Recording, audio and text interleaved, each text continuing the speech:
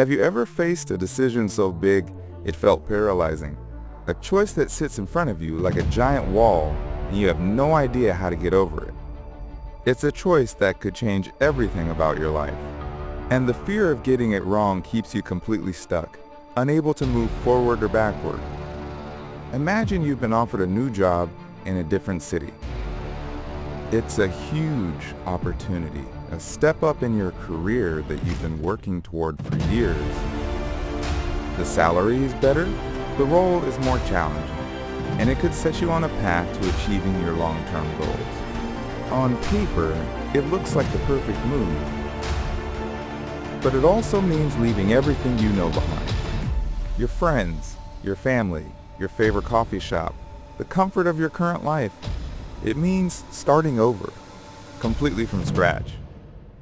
Your logical mind tells you to take the job, but your heart is filled with anxiety about what you'll lose. Your head and your heart are at war, and you're caught in the middle. The problem with these big life decisions isn't that we don't have enough information. Usually we have too much. The real problem is the overwhelming noise of our own emotions. Our brains are not naturally designed to make calm, long-term decisions. They are wired for survival, which means they are highly sensitive to immediate threats and rewards. Psychologists call this the present bias. We tend to give stronger weight to payoffs that are closer to the present time, even if they are smaller than future rewards. The immediate pain of saying goodbye to loved ones feels far more real and significant than the abstract concept of a better career in a few years. So when you think about making the leap, your emotions start screaming. Fear of the unknown, anxiety about failure, and sadness about leaving the familiar all rush to the surface.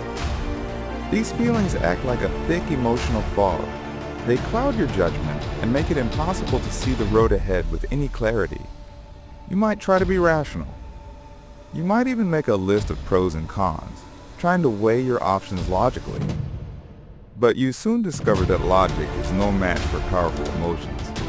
The emotional weight of a single con, like feeling lonely, can easily overwhelm a dozen logical pros. This happens because our decision-making process is dominated by two different systems in the brain: a fast, intuitive, emotional system, and a slower, deliberate, rational system. In high-stakes situations, the emotional system often takes over.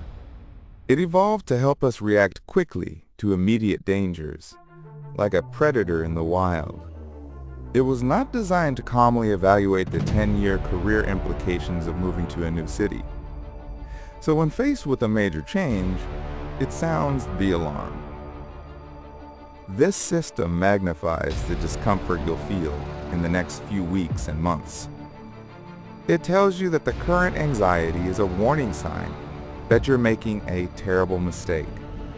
You become trapped in a vortex of what-if questions. What if I hate the new job? What if I never make new friends?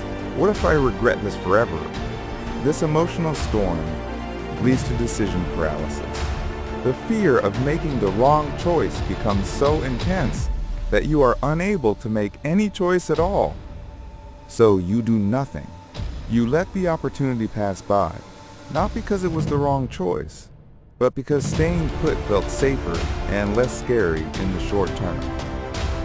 But inaction is also a decision, and it's often the one that leads to the greatest regret down the line, leaving you to wonder what might have been. So how do you break free from this emotional paralysis? How can you make a choice that your future self will look back on and thank you for? This is where a simple but powerful mental model called the 10th of October 10 rule comes in.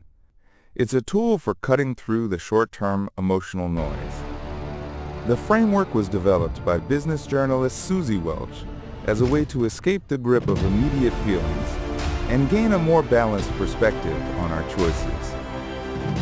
The rule is elegant and simple. It forces you to consider your decision across 3 distinct time horizons.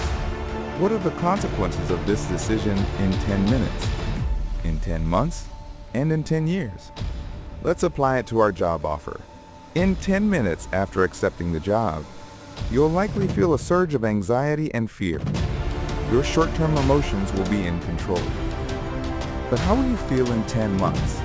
You'll likely have settled in, started to build a new routine, made a few friends, and learned the challenges of your new role. The initial terror will have faded into a distant memory. And in 10 years, this single decision could be the cornerstone of a fulfilling career, a new community, and a life you're proud of. The 10th of October 10 rule gives you the perspective to make choices for your future self, not just your present emotions.